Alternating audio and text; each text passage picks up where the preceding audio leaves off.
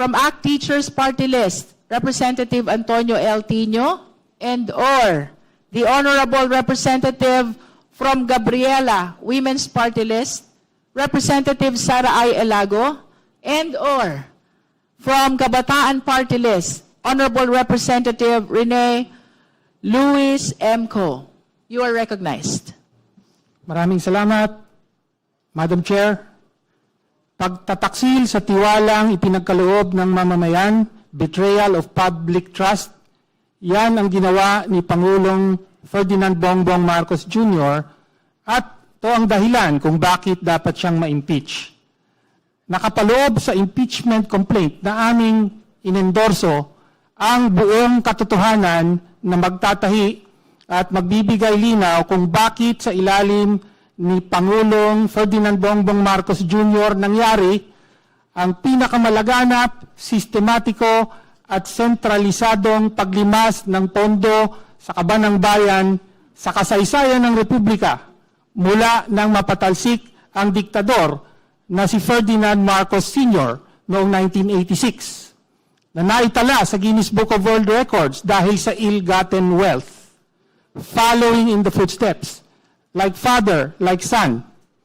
Sa unang 3 taon ng Administrasyong Marcos Jr., daan-daang bilyon ang pondong sangkot sa flood control corruption scandal.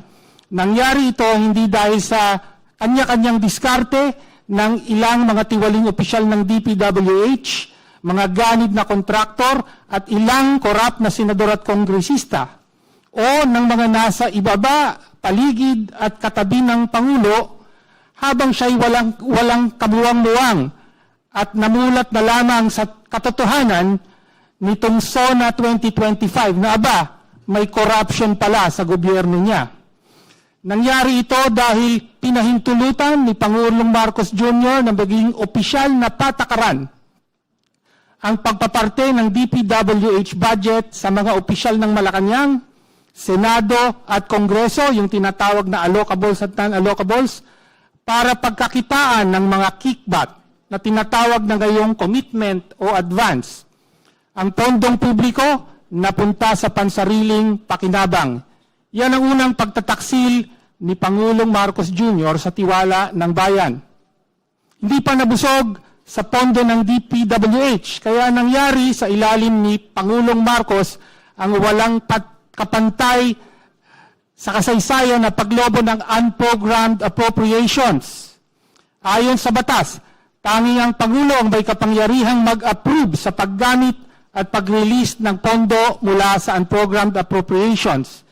Ginamit niya ang kanyang discretion para aprubahan ang 213 billion na dagdag na proyekto ng DPWH kasama ang 111 billion para sa flood control na pawang napunta sa korupsyon. Mas masahol pa, pinahintulutan niya at hindi pinigilan ang pagkuha ng 90 billion na pondo ng PhilHealth para gamitin sa infrastructure, bagay na tahasang labag sa sin tax law at dineklarang iligal mismo ng Korte Suprema. Pondo para sa kalusugan, dinala sa kurakot. Yan ang ikalawang pagtataksil ni Pangulong Marcos Jr. sa tiwala ng bayan. Ngunit, hindi lang command responsibility o sin of omission ang kasalanan ng Pangulo. Direktang nag-utos siya ng hindi bababa sa 100 billion na insertion sa 2025 budget at tumanggap ng hindi bababa sa 8 billion na kickback. Saan ginamit ang pera? May bahaging napunta sa personal, ngunit ang kalakhan ginamit para sa eleksyon. Ito ang sekreto sa likod ng pagbaha ng pera sa panahon ng eleksyon. Pera ng taong bayan, ginawang kickback mula sa kontraktor, pinambili ng boto para manalo at umulit ang siklo. Ganyan mismo ang ginawa ng Pangulo. Ito ang pinakadirekta at masahol na pagtataksil ni Pangulong Marcos Jr. sa tiwala ng bayan. Sa mga tagapagtanggol na nagsasabing siya nga ang unang naglantad ng flood control scam, paano mong sasabihin sangkot at pasimuno siya? Sabi ng mga nagrarally, Marcos, Duterte, walang pinag-iba. May batayan yan. Si Duterte may tokhang na kumitil sa libong buhay at may pekeng gera kontra droga na tumarget sa ilang drug lord. Yung pala, pangunahing protektor, si Duterte, ng sarili niyang mga drug lord, habang pumusturang numero 1 kalaban ng droga. Si Pangulong Marcos naman, tinukhang ang bilyones na pondo ng taong bayan at naglunsad ng pekeng gera kontra korupsyon, kung saan siya ang bida, habang dinidiinan ang ilang korap, ngunit pinoprotektahan ang sarili at ang pinakamalapit niyang mga nandambong. Sufficient in form and substance ang complaint na aming inendorso. Wala tayong nakikitang dahilan para ibasura ng komiting ito sa napakaagang yugto at hindi pa abutin sa hearing.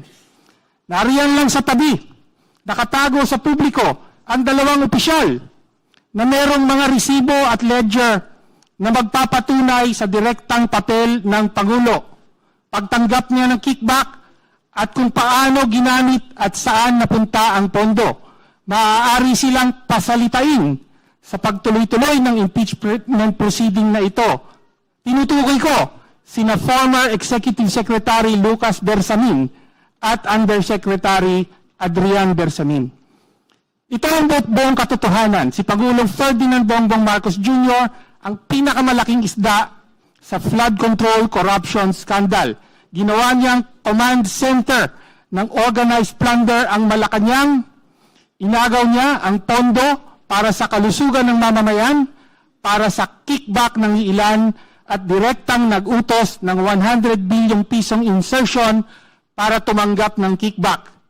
Malubhang pag-abuso ito sa kapangyarihan ng pagkapangulo at pagtaksil sa tiwalang ipinagkaloob sa kanya ng mga Pilipino. Dapat siyang ma-impeach. Maraming salamat po, Madam Chair. Thank you. Honorable Sara Ilago.